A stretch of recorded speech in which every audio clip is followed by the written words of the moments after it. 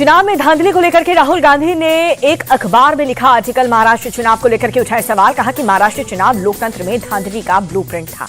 राहुल गांधी ने आर्टिकल में लिखा, महाराष्ट्र की मैच फिक्सिंग बिहार के दोहराई जाएगी। मैच फिक्स किए गए चुनाव लोकतंत्र के लिए जहर है। राहुल गांधी के आर्टिकल पर जेपी नड्डा का अटैक, कहा कि उनका आर्टिकल फेक नैरेटिव गढ़ने का ब्लूप्रिंट, बिना सबूत संस्थाओं को बदनाम करते हैं। जेपी नड्डा बोले, कांग्रेस नेता एक के बाद एक चुनाव हारने से हताश और निराश, आत्ममंथन के बजाय धांधली का रोना रोते हैं राहुल गांधी के आर्टिकल पर फडणवीस का पलटवार, बोले कि राहुल गांधी हमेशा झूठ बोलते हैं। उन्होंने महाराष्ट्र के मतदाताओं का अपमान किया।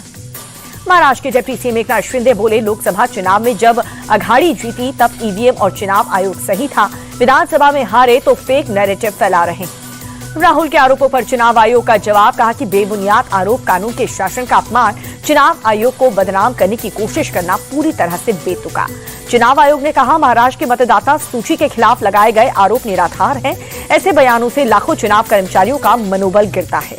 महाराष्ट्र बीजेपी अध्यक्ष चंद्रशेखर बावनकुले बोले, राहुल गांधी लगातार हार से परेशान, इतनी बड़ी निष्पक्ष संस्था की आलोचना बचकानी हरकत। केंद्रीय मंत्री और जेडीयू नेता ललन सिंह ने राहुल गांधी को गैर राजनीतिक बताया, कहा कि जहां जहां जीते वहां निष्पक्ष चुनाव और जहां हारे वहां मैच फिक्सिंग होती है। राहुल गांधी के बयान पर चिराग पासवान का जबरदस्त पलटवार, कहा कि वो बिहार चुनाव हारने जा रहे हैं, इसलिए अभी से नया बहाना बना रहे हैं। उद्धव और राज ठाकरे के साथ आने की अटकलें तेज हुई। सामना के फ्रंट पेज पर उद्धव और राज की एक साथ पुरानी तस्वीर वायरल।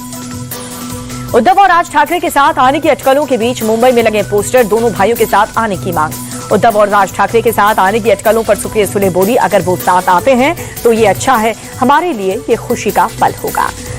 संगरूर पहुंचे हरियाणा के मुख्यमंत्री का भगवंत मान सरकार पर अटैक। नायब सिंह सैनी बोले, केंद्र सरकार ने जो योजनाएं चला रखी हैं वो पंजाब में लागू नहीं। बेंगलुरु भगदड़ को लेकर के केंद्रीय मंत्री एचडी कुमार स्वामी ने सिद्धरामैया सरकार को घेरा, बोले इनके फैसले में कोई भी स्पष्टता नहीं है, ये सरकार पूरी तरह से फेल है। बिहार के समस्तीपुर में सस्पेंड एएसआई के घर पर छापेमारी, हथियारों का जखीरा मिला। AK-47, 56 असॉल्ट राइफल समेत तमाम हथियार मिले, सस्पेंड एएसआई अरेस्ट। छापेमारी में घर और ऑफिस से करोड़ों की प्रॉपर्टी के कागजात मिले, भारी मात्रा में कैश भी बरामद। छापेमारी करने गई टीम पर फायरिंग हुई। अभिनेता डिनो मोरिया को ईडी का समन, मीठी नदी सफाई घोटाले में अगले हफ्ते पूछताछ के लिए बुलाया गया।